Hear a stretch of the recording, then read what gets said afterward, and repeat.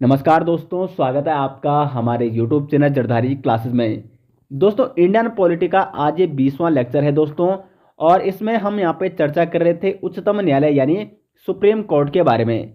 Supreme court का ये second lecture है। जो पिछला लेक्चर था यानी लेक्चर नंबर 19, उसमें हमने आपको आर्टिकल 124 से लेकर 131 तक दोस्तों कंप्लीट करा दिया था, जिसमें हमने आपको बताया सुप्रीम कोर्ट का गठन किस प्रकार से किया जाता है, यहाँ पर न्यायाधीशों की संख्या, सुप्रीम कोर्ट की कुछ प्रमुख शक्तियों के बारे में हमने चर्चा की थी।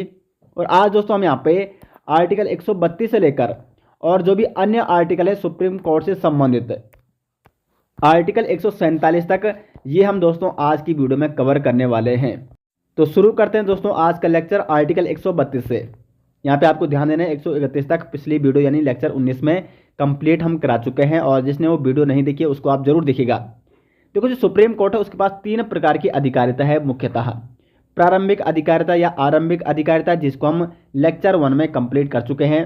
सेकंड आती है आपकी अपीलीय अधिकारिता, इसको हम आज जानेंगे। और साथ साथ तीसरी जो अधिकारिता आती है सलाहकारिता अधिकारिता।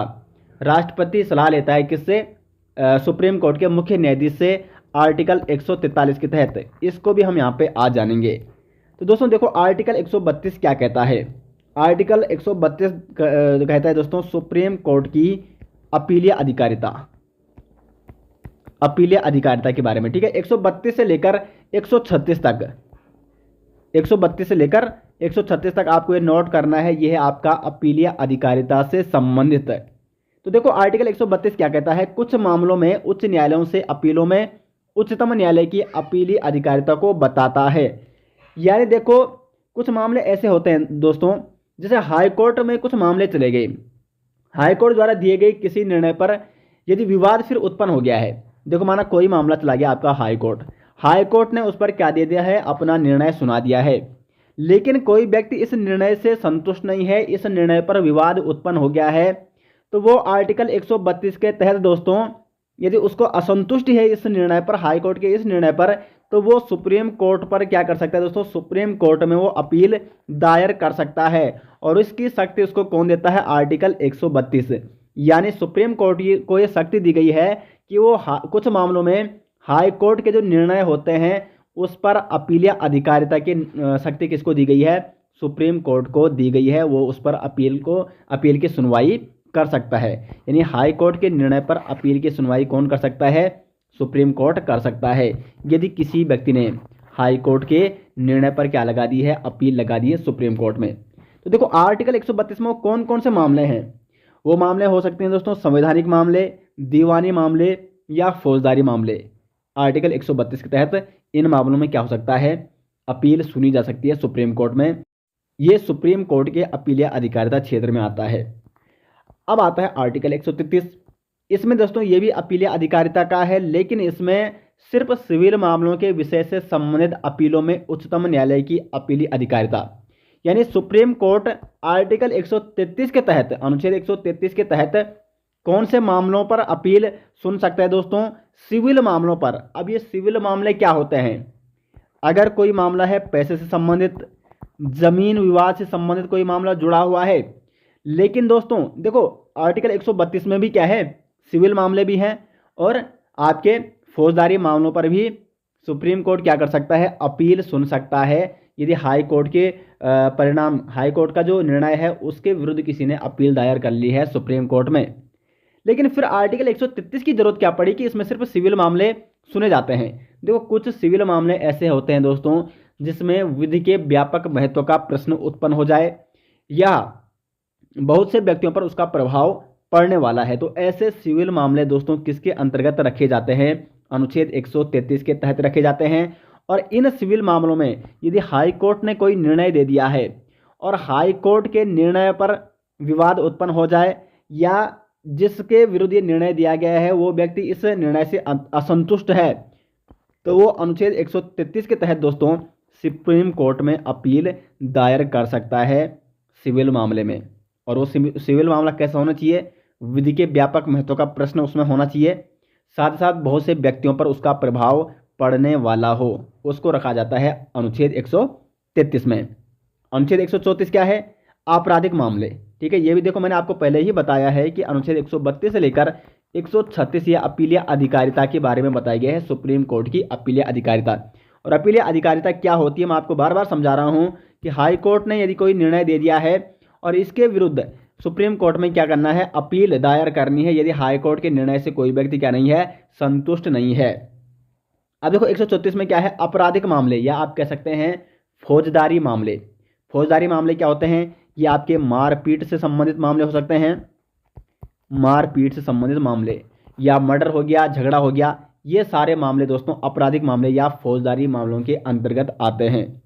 अब आपके दिमाग में सवाल उठना चाहिए कि अनुच्छेद 134 में जो सुप्रीम कोर्ट को ये अपीलीय अधिकारिता दी गई है आपराधिक मामलों के संबंध में, ये मतलब अनुच्छेद 134 में आपराधिक मामलों में क्यों दी गई है, क्योंकि अनुच्छेद 132 में भी दोस्तों दोनों के लिए है, फौजदारी के लिए भी और आपके सिविल के लिए भी। लेकिन अनुच्छेद 133 और 134 में फिर से दोनों को अलग अलग क्यों रखना पड़ा, तो 133 के बारे में मैं तो आपको पहले ही बता चुका हूं। लेकिन दोस्तों जो अनुच्छेद 132 हैं वो जो नॉर्मल फौजदारी और सिविल मामले होते हैं वो रखे जाते हैं अनुच्छेद 132 के अंतर्गत। लेकिन अगर हम आपराधिक मामलों की बात करें, फौजदारी मामलों की बात करें, कुछ ऐसे मामले होते हैं, सपोज किसी अधीनस्थ न्यायालय ने किसी व्यक्ति को दोष मुक्त कर दिया है किसी मामले में, लेकिन फिर हाई कोर्ट ने उसको दोस्तों सीधे क्या कर दिया है, उस दोष मुक्ति की जो उसकी निर्णय था, अधीनस्थ न्यायालय का जो आदेश था, हाई कोर्ट के अधीन जो न्यायालय आता है उसका आदेश क्या था, दोष मुक्ति का आदेश था। और हाई कोर्ट ने इस आदेश को बदलते हुए पलटते हुए उसको मृत्युदंड दे दिया है।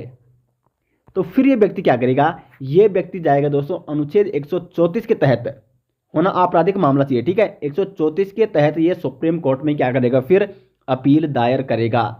तो यदि कंडीशन यहाँ पे, यदि हाई कोर्ट ने क्या कर दिया है, दोष मुक्ति की सजा को मतलब दोष मुक्त को क्या कर दिया है, सीधे मृत्युदंड में बदल दिया है, या हाई कोर्ट ने किसी विषय में यह प्रमाणित कर दिया है कि ये मामला सुप्रीम कोर्ट जाना चाहिए, लेकिन मामला कौन सा होना चाहिए, आपराधिक मामला होना चाहिए, तो फिर वो अनुच्छेद 134 के तहत रखा जाएगा।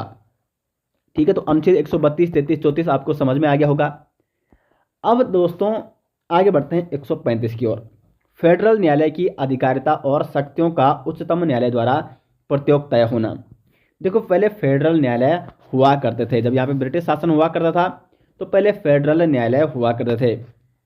तो कुछ मामले ऐसे होते हैं दोस्तों जो ना आर्टिकल 133 के अंतर्गत आते हैं, ना आर्टिकल 134 में आ सकते हैं, ना आर्टिकल 132 में। तो यदि ऐसे मामले फेडरल न्यायालय में आते हैं दोस्तों, फेडरल न्यायालय से संबंधित है, तो फिर इन पर भी अपील लगाई जा सकती है सुप्रीम कोर्ट में। कुल मिला के फेडरल न्यायालय की अधिकारिता और शक्तियों का उच्चतम न्यायालय द्वारा प्रतियोगिता हो सकता है, ये कहता है अनुच्छेद 135।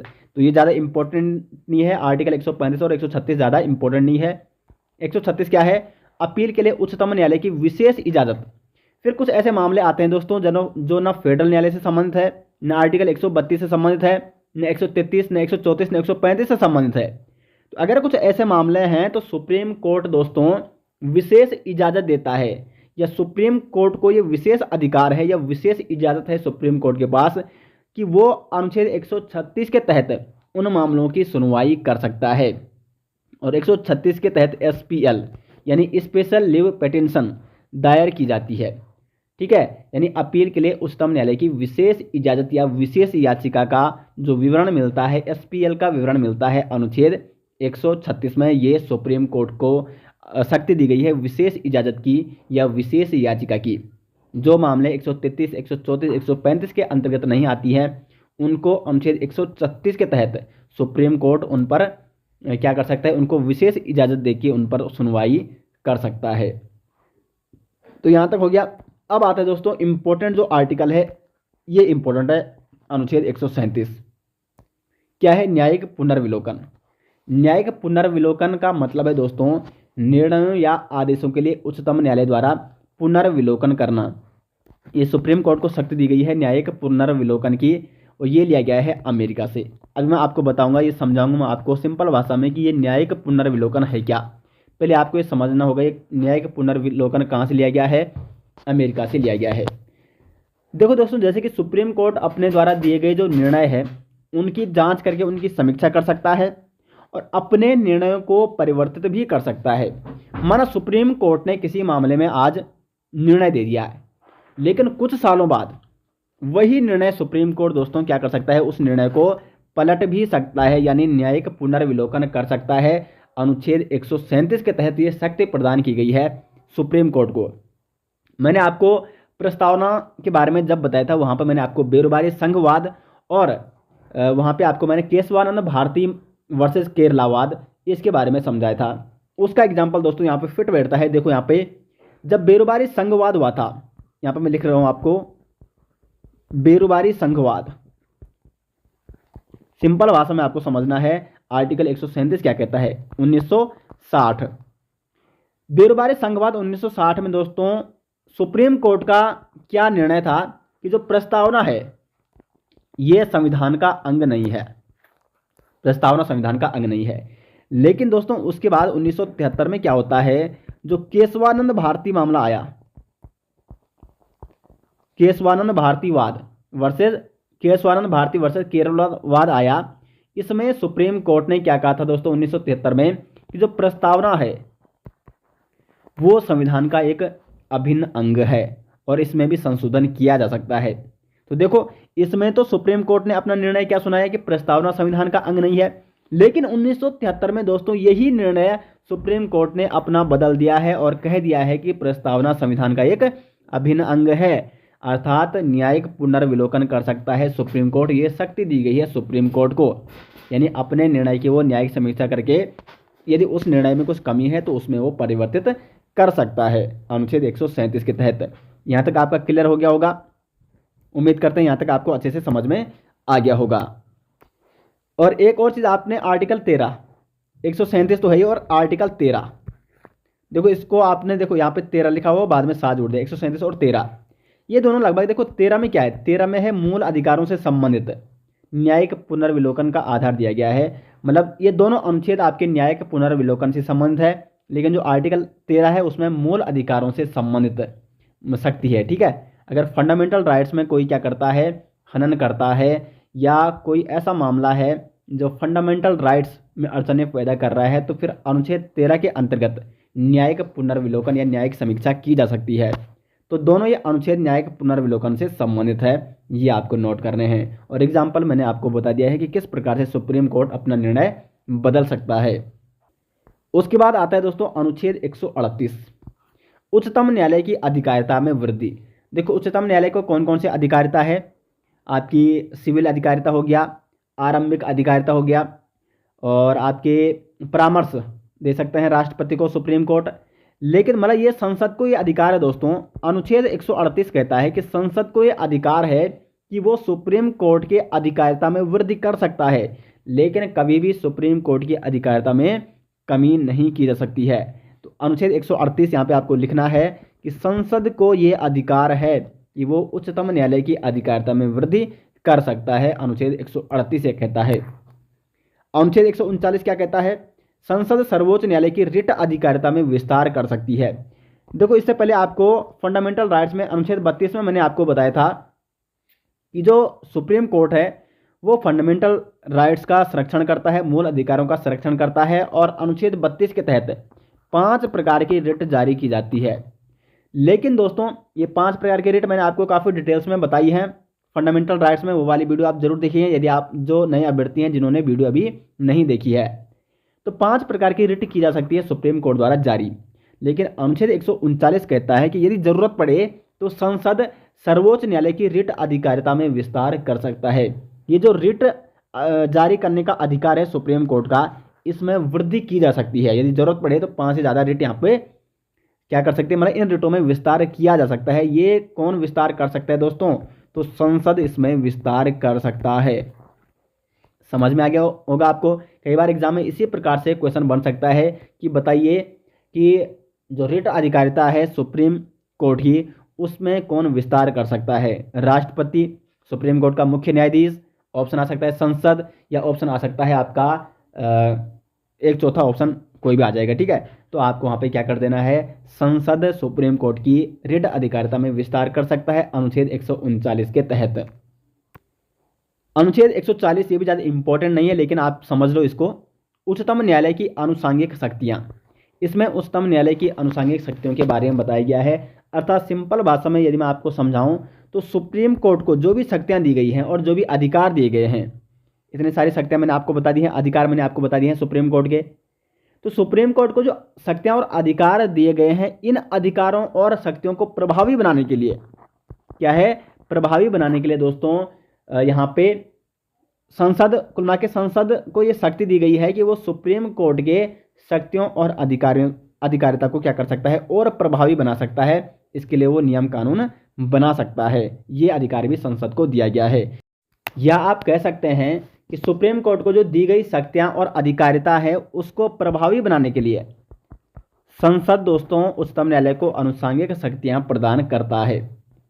अब आगे बढ़ते हैं 141, ये इंपॉर्टेंट है। यहाँ पे 141 हो गया, 42, 43 ये आगे इंपॉर्टेंट हो जाते हैं।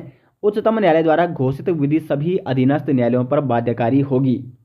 यानी अनुच्छेद 141 क्या कहता है कि जो उच्चतम न्यायालय ने कोई नियम घोषित कर दिया है तो वो सारे नियम कानून दोस्तों जो उसके अंतर्गत अधीनस्थ न्यायालय का मतलब जो सुप्रीम कोर्ट के अधीन न्यायालय आते हैं, सुप्रीम कोर्ट के अंदर आगे आपका हाई कोर्ट, इसके नीचे आपका डिस्ट्रिक्ट कोर्ट, जो भी अन्य कोर्ट हैं, तो इन सभी कोर्टों में दोस्तों ये सभी कोर्टों को वो नियम या वो विधि माननी पड़ेगी। उसके लिए ये अधीनस्थ न्यायालय क्या है, बाध्यकारी है।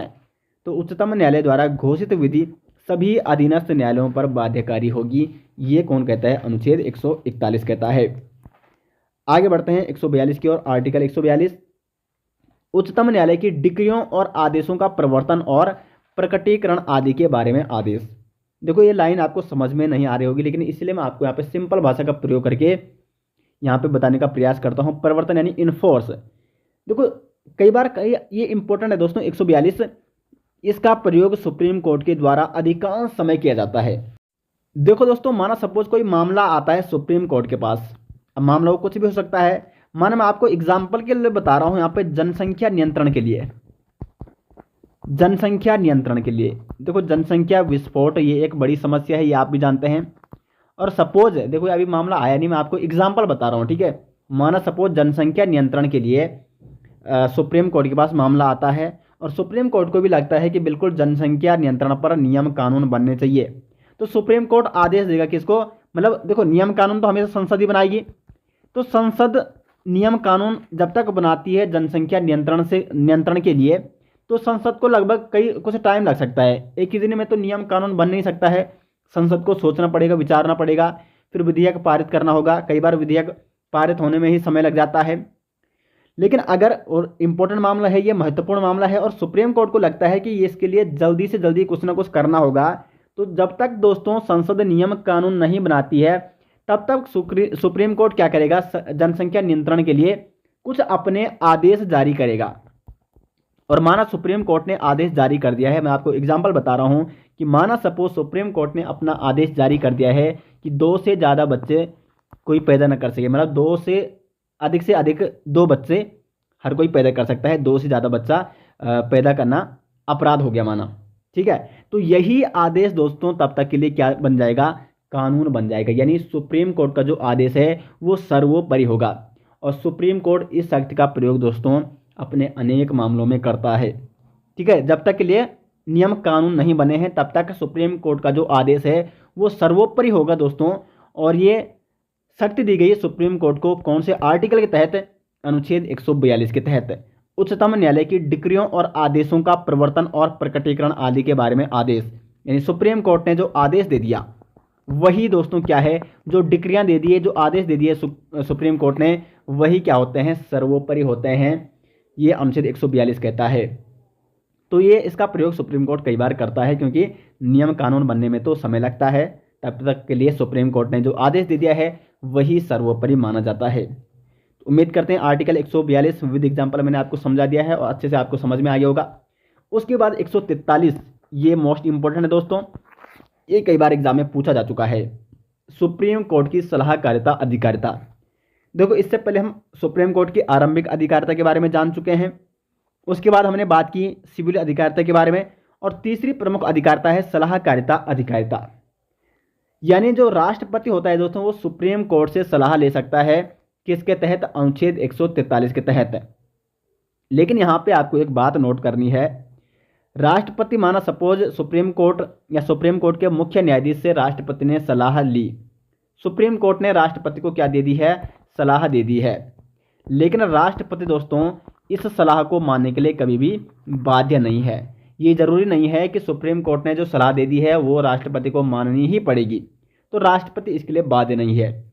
साथ ही साथ जब राष्ट्रपति क्या करता है, सुप्रीम कोर्ट के पास जाता है, या आप कह सकते हैं सुप्रीम कोर्ट के मुख्य न्यायाधीश के पास जाता है सलाह लेने के लिए, तो जरूरी नहीं है कि सुप्रीम कोर्ट उसको सलाह देगा ही देगा। यानी ना तो सुप्रीम कोर्ट सलाह देने के लिए बाध्य है, सलाह देना, और ना ही राष्ट्रपति सलाह मानने के लिए बाध्य है। तो कुल मिला के दोनों यहाँ पे बाध्य नहीं है। लेकिन राष्ट्रपति अनुच्छेद 143 के तहत इस शक्ति का प्रयोग कर सकता है, सुप्रीम कोर्ट की इस शक्ति का, क्योंकि सुप्रीम कोर्ट को यह शक्ति प्रदान की गई है कि वो राष्ट्रपति को किसी विशेष मामले में सलाह दे सकता है। केवल तो केवल राष्ट्रपति को ये सलाह दे सकता है। साथ ही साथ एक और आता है, ये अनुच्छेद 143 वन में हो गया, वन में, और 143 टू में क्या है दोस्तों कि कुछ ऐसे मामले हैं 26 जनवरी 1950 से पहले के कुछ मामले हैं, तो इन मामलों पर भी क्या कर सकता है, राष्ट्रपति परामर्श ले सकता है सुप्रीम कोर्ट से। ठीक है, अनुच्छेद 143 में यही था, परामर्श संबंधी अधिकारिता थी सुप्रीम कोर्ट की, ये राष्ट्रपति को परामर्श या सलाह दे सकता है। अब आगे बढ़ते हैं दोस्तों, और उसके बाद जो 144, 145, 46, 47 जो अनुच्छेद आते हैं ये वैसे ज़्यादा इंपॉर्टेंट नहीं है एग्जाम के व्यू पॉइंट से, फिर भी आप देख सकते हो यहाँ पे 144 है जो वो है सिविल और न्यायिक प्राधिकारियों द्वारा उच्चतम न्यायालय की सहायता में कार्य किया जाना, ये कहता है अनुच्छेद 144। और 145 क्या कहता है, न्यायालय के नियम बनाने की शक्ति।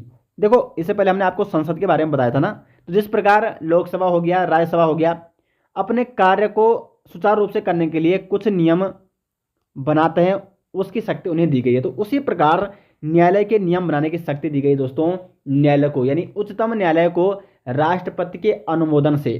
ठीक है, राष्ट्रपति के अनुमोदन से ये नियम बना सकता है, राष्ट्रपति के अनुमोदन से। तो सुप्रीम कोर्ट राष्ट्रपति के अनुमोदन से न्यायालय की कार्य पद्धति एवं प्रक्रिया को विनियमित करने के लिए, सुचारू रूप से करने के लिए दोस्तों नियम कानून बना सकता है। ये शक्ति अनुच्छेद 145 देता है उच्चतम न्यायालय यानी सुप्रीम कोर्ट को। उसके बाद 146 अनुच्छेद क्या कहता है दोस्तों, उच्चतम न्यायालय के अधिकारियों व सेवाओं की नियुक्ति व्यय संबंधी प्रावधान। मैंने आपको इससे पहले बता दिया गया था कि जो हाई कोर्ट सुप्रीम कोर्ट होता है उसके जो क्या होते हैं, न्यायाधीश होते हैं, जो अधिकारी होते हैं, और जो भी अन्य कुल मिला के सेवक होते हैं, अधिकारी होते हैं सुप्रीम कोर्ट में, उनकी नियुक्ति स्वयं दोस्तों किसके द्वारा की जाती है, सुप्रीम कोर्ट द्वारा की जाती है, सुप्रीम कोर्ट के मुख्य न्यायाधीश द्वारा की जाती है। सरकार इनकी नियुक्ति नहीं करती है। जैसे आपने देखोगा अन्य जो क्या होते हैं, अन्य जैसे पुलिस हो गया या जो भी अन्य पोस्टें होती हैं, अधिकांशतः सरकार उनको नियुक्त करती है। लेकिन दोस्तों सुप्रीम कोर्ट बिल्कुल सरकार से इसीलिए अलग रखा गया है, सुप्रीम कोर्ट को बिल्कुल कार्यपालिका से इसीलिए अलग रखा गया है। सुप्रीम कोर्ट के जो भी अधिकारी होते हैं उनकी नियुक्ति स्वयं सुप्रीम कोर्ट का मुख्य न्यायाधीश करता है। और मैंने आपको पिछली वीडियो में दोस्तों कोलेजियम के बारे में बताया था, जो इस टॉपिक का यानी सुप्रीम कोर्ट का जो फर्स्ट पार्ट था, कोलेजियम के बारे में मैंने आपको बताया था। कोलेजियम, इसमें 4 वरिष्ठ न्यायाधीश होते हैं और +1 क्या होते हैं, सुप्रीम कोर्ट के मुख्य न्यायाधीश। ये एक समिति होती है सुप्रीम कोर्ट की, और जो भी नियुक्ति होते हैं, वेतन भत्ते, ये सारे मामले कौन देखते हैं, यही कोलेजियम समिति देखती है। तो ये आपको समझना होगा यहाँ पे। और देखो वेतन संबंधी मामले हो गए, व्यय संबंधी मामले, और देखो वेतन कहाँ से मिलता है, सुप्रीम कोर्ट के जो भी मतलब अधिकारी होते हैं या जो भी न्यायाधीश होते हैं उनको भारत की संचित निधि से वेतन दिया जाता है, ये भी आपको नोट करना है। उसके बाद 147 में निर्वाचन की बात की गई है। तो ये कुछ प्रमुख आर्टिकल थे दोस्तों उच्चतम न्यायालय यानी सुप्रीम कोर्ट से संबंधित। 124 से लेकर 147 तक हमने कंप्लीट आर्टिकल यहाँ पे इनके बारे में चर्चा कर ली है जो सुप्रीम कोर्ट से संबंधित है।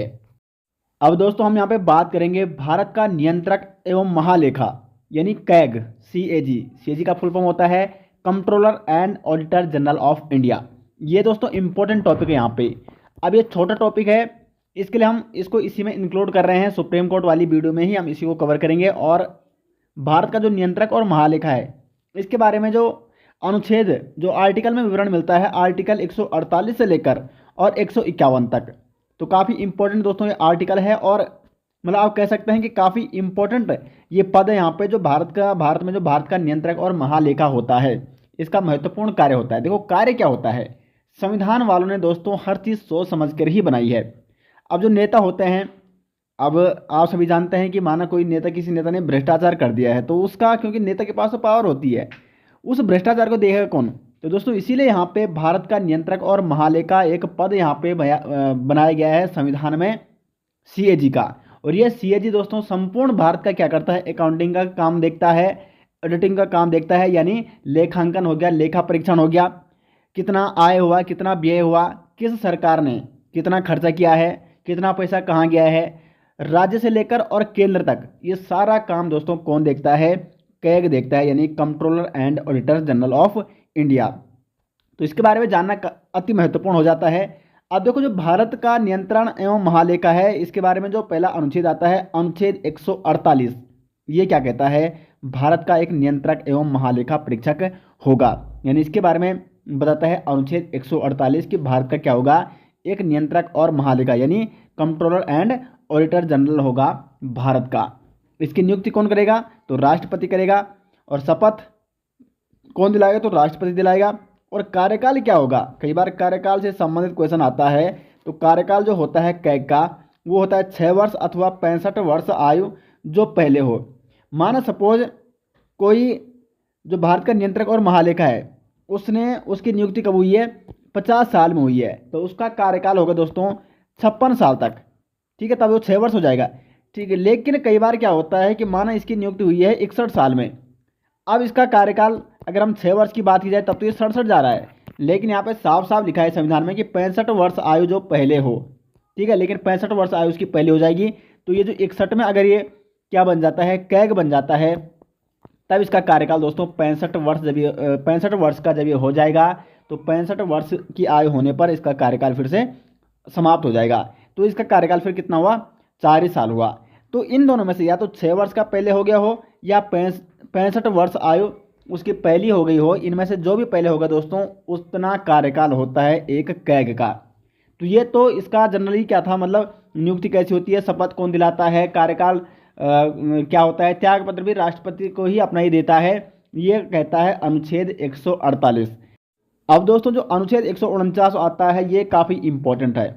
इंपॉर्टेंट क्यों है, क्योंकि यही बताता है कि जो कैग है उसकी कर्तव्य क्या है, उसकी शक्तियाँ क्या हैं, उसके कार्य क्या हैं। तो दोस्तों जो सार्वजनिक पैसा होता है, सार्वजनिक का मतलब जो क्या है, जनता का पैसा है, जनता का ही पैसा तो है, जनता कर देती है। ये जो सार्वजनिक पैसा है, इसका इस्तेमाल सही हो रहा है या नहीं हो रहा है।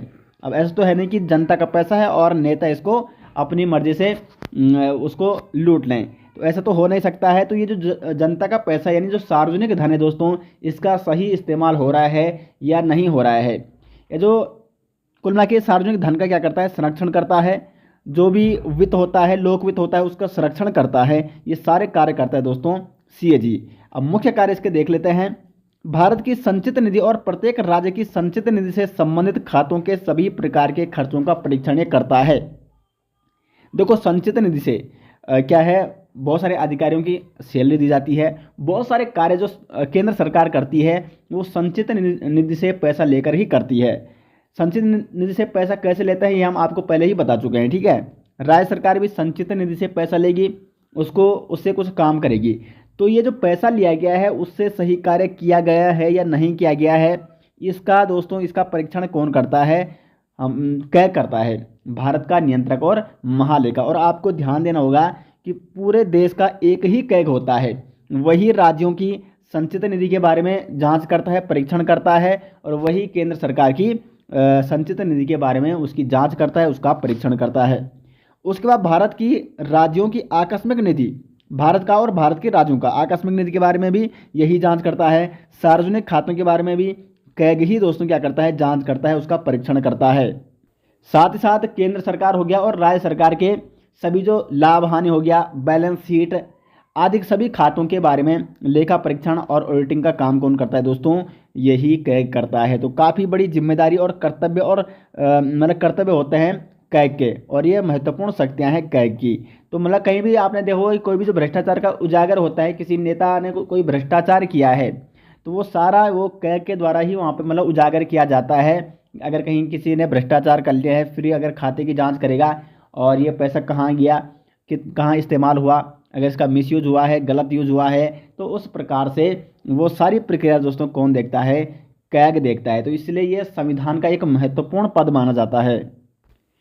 अब एक और चीज़ यहाँ पर मैंने आपको बतानी है। अभी देखो, एक तो आपको जो योग्यता है, इसकी योग्यता क्या होती है, तो सुप्रीम कोर्ट के न्यायाधीश के बराबर इसकी योग्यता होती है और संसद निर्धारण करती है। ठीक है, वैसे तो संसद निर्धारण करेगी योग्यता की, लेकिन अगर संसद या तो संसद कोई स्पेशल योग्यता बनाए, लेकिन अभी जो सामान्यतः देखा जाता है तो सुप्रीम कोर्ट का जो न्यायाधीश होता है उसकी जो योग्यता होती है वो मैंने आपको अभी बता दिया है थोड़ी देर पहले, मतलब पिछली वीडियो में जो सुप्रीम कोर्ट का फर्स्ट पार्ट था। तो सुप्रीम कोर्ट के न्यायाधीश की जो योग्यता होती है वही दोस्तों कैग की भी योग्यता होती है। अब हटाने का प्रस्ताव, क्या कैग को हटाया जाता है, कैग को हटाया जाता है। तो यदि वो असमर्थ है दोस्तों, तो जो प्रोसेस सुप्रीम कोर्ट के न्यायाधीश को हटाने के लिए प्रयोग की जाती है वही यहाँ पे कैग को हटाने के लिए प्रयोग की जाती है, वही प्रोसेस चलती है। तो ये आपको मैंने पिछली वीडियो में बता दिया था कि सुप्रीम कोर्ट के मुख्य न्यायाधीश को किस प्रकार से अपने पद से हटाया जा सकता है, तो उसी प्रकार कैग को भी हटाया जा सकता है। तो ये हो गया 149 हो गया इसके प्रमुख कर्तव्य और शक्तियाँ। अब देखो अनुच्छेद 150 क्या कहता है, संघ व राज्यों के लेखा व प्रारूप, यानी जो संघ और राज्य होते हैं उनको अपने लेखा और प्रारूप, यानी जो खातों का विवरण रखना होता है संघ को, और खातों का विवरण आप सिंपल भाषा में समझ सकते हो यहाँ पे, और मैं कोशिश करता हूँ कि आपको सिंपल से सिंपल भाषा में यहाँ पे समझाने का प्रयास किया जाए। तो दोस्तों यहाँ पे जो खातों का विवरण होता है संघ और राज्य का, ये संघ और राज्य अपने खातों का विवरण राष्ट्रपति के अनुसार सीएजी सलाह देता है। सीएजी की सलाह पर राष्ट्रपति के अनुसार संघ और राज्यों का अपने खातों का विवरण उनको रखना होता है। किसके अनुसार, राष्ट्रपति के अनुसार, लेकिन सलाह किसकी लेनी होगी, कैग की लेनी होती है, राष्ट्रपति को भी। और फिर राष्ट्रपति सलाह देता है संघ को और राज्यों को कि किस प्रकार से उन्हें अपने खातों का विवरण रखना है, और फिर इनके खातों का परीक्षण कौन करता है, कैग करता है। उसके बाद अनुच्छेद 151 क्या कहता है, संपरीक्षा प्रतिवेदन, ऑडिट रिपोर्ट। तो दोस्तों ये जो रिपोर्ट सौंपता है कैग, ये इंपॉर्टेंट है, ये किसको सौंपता है, तो कैग यहाँ पे रिपोर्ट सौंपता है दोस्तों, यहाँ पे मैं लिख रहा हूँ, ठीक है, मैं अभी केंद्र की बात कर रहा हूँ। केंद्र की जो रिपोर्ट होती है, कैग यहाँ पे रिपोर्ट सौंपेगा राष्ट्रपति को, और अगर राज्य की बात आ जाएगी तो वो राज्यपाल को सौंपेगा। फिर यहाँ पे राष्ट्रपति संसद के पास भेजता है, और संसद में क्या है, वो रिपोर्ट जाती है लोक लेखा समिति के पास, लोक लेखा समिति के पास, अब देखो जो मतलब जो जांच करेगी, अब जांच जो करेगी आय व्यय की, वो कौन करेगा, अब लोक लेखा समिति। देखो सीएजी ने तो रिपोर्ट बना दी है, यहाँ इतना व्यय हुआ है, यहाँ इतनी आय हुई है, लेकिन अब इस पर फिर जांच कौन करती है, लोक लेखा समिति करती है। और इस लोक लेखा समिति की जो सबसे महत्वपूर्ण बात है दोस्तों, इसका अध्यक्ष कौन होता है, विपक्ष का नेता होता है। तो कोई भी सरकार दोस्तों, किसी भी सरकार, मतलब कोई भी सरकार ऐसे ही फालतू पैसा वेस्ट इसीलिए नहीं करती है। वैसे तो कई जगह देखने को मिलता है, कुछ ना कुछ नेता कहीं ना कहीं भ्रष्टाचार तो होता है, लेकिन भ्रष्टाचार पकड़ा भी जाता है, और इसीलिए पकड़ा जाता है क्योंकि जो लोक लेखा समिति है उसका देखो अध्यक्ष कौन है, विपक्ष का नेता है। तो अगर जो अभी जिस सरकार की जो अभी सरकार में होंगे, वो जो भी अगर गलत काम करेंगे, ठीक है, तो कैग अपनी रिपोर्ट बनाएगा, वो सौंपेगा लोक लेखा समिति को, और लोक लेखा समिति का अध्यक्ष कौन है, विपक्ष का नेता है। तो वो तुरंत वहाँ पे क्या है, उनका क्या करेगी, मतलब जो भी जांच होगी वो लोक लेखा समिति करेगी। इसका अध्यक्ष कौन होता है, आपको नोट करना है, ये होता है विपक्ष का नेता। और इस लोक लेखा समिति में टोटल सदस्य होते हैं दोस्तों 22 सदस्य। इस 22 सदस्य में 15 सदस्य लोकसभा के होते हैं, प्लस 7 सदस्य होते हैं दोस्तों राज्यसभा के, इस लोक लेखा समिति में। ये भी आपको नोट करना है। तो ये हो गया यहाँ पे किस प्रकार से अपने रिपोर्ट सौंपता है राष्ट्रपति को, फिर राष्ट्रपति उस रिपोर्ट को संसद में रखता है, संसद के पटल पर, और उसके बाद संसद में क्या होता है, लोक लेखा समिति उस रिपोर्ट की जांच करती है। तो ये हो गया दोस्तों 151 तक।